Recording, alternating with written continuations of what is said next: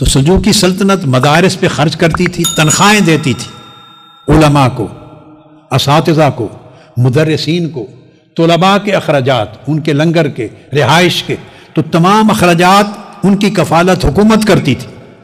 اور بغداد میں مدارس تھے، مگر جو بات بتانا چاہتا ہوں، اسی شہر میں غوث العظم رضی اللہ تعالیٰ عنہ بھی تھے۔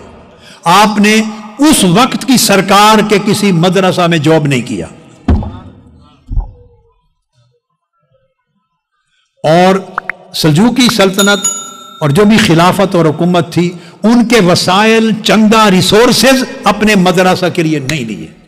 آپ کی غیرت کا اندازہ کریں، آپ کی شخصیت میں حریت کا اندازہ کریں۔ جب آدمی پیسے مانگتا ہے، خواہ وہ اہل ثروت مالدار لوگوں کے پاس جا کر مانگے، خواہ وہ حکومتوں سے مانگے، جو مانگتا ہے وہ مرد حر نہیں رہتا، وہ آزاد نہیں رہتا، اس کی آزادی چھن جاتی ہے۔ جس لمحہ اس نے ہاتھ پھیلایا، جس لمحہ اس نے زبان ہلائی مانگنے کے لیے، اس لمحہ وہ مرد حر نہیں رہا، اس کی آزادی چھن گئی، وہ پیسہ دینے والے کا غلام ہو گیا۔ اب وہ اس کی خوشی کو سوچے گا، اس کے ماتھے کے تیور کو دیکھے گا، اس کے لیے حلال حرام کرے گا۔ وہ، آپ میری بات سمجھ رہے ہیں؟ فتوے بیچے گا، اس کو پیسہ چاہیے، اسے وسائل چاہیے۔ اور یہ فتویٰ بیچنا آج شروع نہیں ہوا، یہ بنو امیہ کے دور سے فتوے بک رہے ہیں، بنو عباس کے دور سے فتوے بک رہے ہیں۔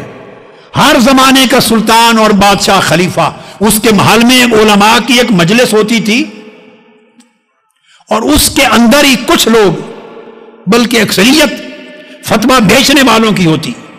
غیرت مند کم ہوتے، چونکہ وسائل نہیں تھے۔ جو غیرت مند ہوتے وہ امام احمد بن حنبل کی طرح کوڑے کھاتے، جو غیرت مند ہوتے امام شافعی کی طرح کیس میں، بغداد میں ان کو بیڑیاں پہنا کر، چینز پہنا کر یمن سے بغداد لایا گیا تھا، جیل میں رکھا امام شافعی رضی اللہ تعالیٰ عنہ کو، امام احمد بن حنبل کو جیل میں رکھا۔ یہ عباسی خلفاء تھے، ائمہ جن کے دم سے امت کا دین اور فقہ اور احکام شریعت قائم ہے۔ امام مالک کو گھر میں ہاؤس اریسٹ کر دیا، 24 سال تک مدینہ میں رہ کر مسجد نبوی میں نماز جمعہ پڑھنے نہیں دی گئی ان کو۔ امام مالک،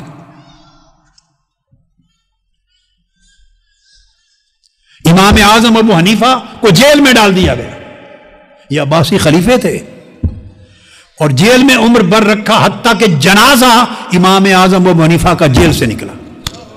یہ چار ائمہ، چار فقہی مذاہب ہیں نا، چاروں کے اماموں کا حال بتا دیا آپ کو۔ حنفی، امام اعظم ابو حنیفہ کا جنازہ جیل سے اٹھا۔ کیوں اٹھا؟ اس لیے کہ حکمرانوں کے سامنے سر نہیں جھکایا، حکمرانوں کی بات نہیں مانی، اپنا علم نہیں بیچا، اپنی حریت اور آزادی نہیں بیچی۔ جب اللہ کو مان لیا تو جو اللہ کو سچے دل سے مانتا ہے، اس کا سر اللہ کے سوا کسی بندے کے آگے نہیں جھکتا، اس کی غیرت نہیں بکتی، وہ مرد حر ہوتا ہے، وہ آزاد ہوتا ہے، اس کو ایسا ہونا چاہیے کہ دنیا ڈرے اس کے رعب سے۔ تو امام اعظم کا جنازہ جیل سے اٹھا۔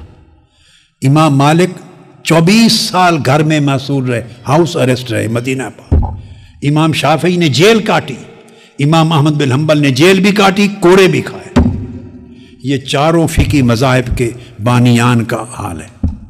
باقیوں کو تو پھر تذکرہ سبجیکٹ نہیں ہے، یہ میں نے اشارے دیے آپ کو۔